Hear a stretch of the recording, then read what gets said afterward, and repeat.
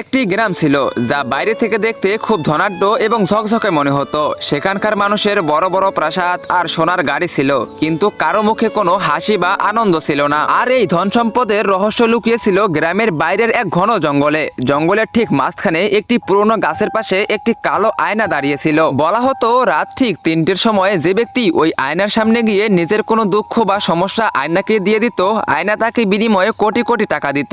আর এই সম্পদের লোভে কেউ নিজের ঘুম বিসর্জন দিয়েছিল, কেউ নিজের আনন্দ বিক্রি করে দিয়েছিল, আবার কেউ নিজের ভয় আয়নাকে দিয়ে দিয়েছিল। ফলে মানুষের কাছে প্রচুর টাকা এলেও তারা ভিতর থেকে পাথর হয়ে পড়েছিল। বন্ধুরা, তোমরা যারা ফ্রি ফায়ার খেলো এবং গেম খেলতে ভালোবাসো, তাদের জন্য দারুণ একটা সুযোগ আছে। এখন থেকে তোমরা শুধু গেম খেলে ইনকাম করতে পারবে, যেমন সিএস র্যাঙ্ক, বিআর র্যাঙ্ক, লোনা, ফ্লুটো ইত্যাদি। সবচেয়ে মজার ব্যাপার হলো, তুমি যদি তোমার স্কিল এবং পারফরম্যান্স দেখাতে পারো, তবে প্রতি কিল করলে কিন্তু ইনকাম করতে পারবে। হ্যাঁ, আমি বলতেছি লেটস প্লে টুর্নামেন্ট অ্যাপসের কথা, যেখানে হাজার হাজার প্লেয়ার গেম খেলে নিজের ক্যারিয়ার তৈরি করতেছে। তাহলে দেরি কিসের? তুমিও আজ থেকে টুর্নামেন্ট খেলো, ইনকাম শুরু করো আর নিজের গেমিং ক্যারিয়ার করে তোলো। কিন্তু এটা পুরোটা ডিপেন্ড করে তোমার স্কিল এবং পারফরম্যান্সের উপর। তুমি যত স্কিল দেখাতে পারবে তত ইনকাম করতে পারবে। তো দেরি কিসের? যাও এখন শুরু করো। লিঙ্ক আমার টিকটকের বায়োতে।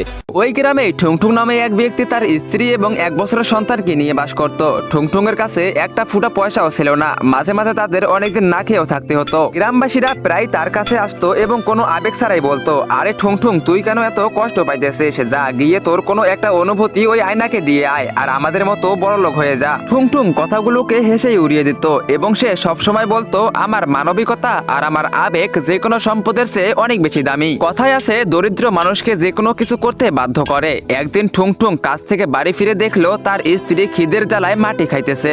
এই দৃশ্য দেখে ঠুংঠুং অনেক বেশি ভেঙে পড়লো এবং নিজেকেই প্রশ্ন করতে লাগলো, এমন মানবিকতা আর আবেগের কি দাম যখন নিজের পরিবারই না খেয়ে মরতেছে? তো বন্ধুরা, এরপরে কি হতে চলেছে? দরিদ্রতার কারণে ঠুংঠুং কি আসলে তার অনুভূতি আয়নাকে বিক্রি করে দিবে? তোমার সাথে দেখতে পারবে পার্ট 2 তে। পার্ট 2 দেখতে চাইলে ভিডিওতে লাইক করে কমেন্ট বক্সে কমেন্ট করো পার্ট 2।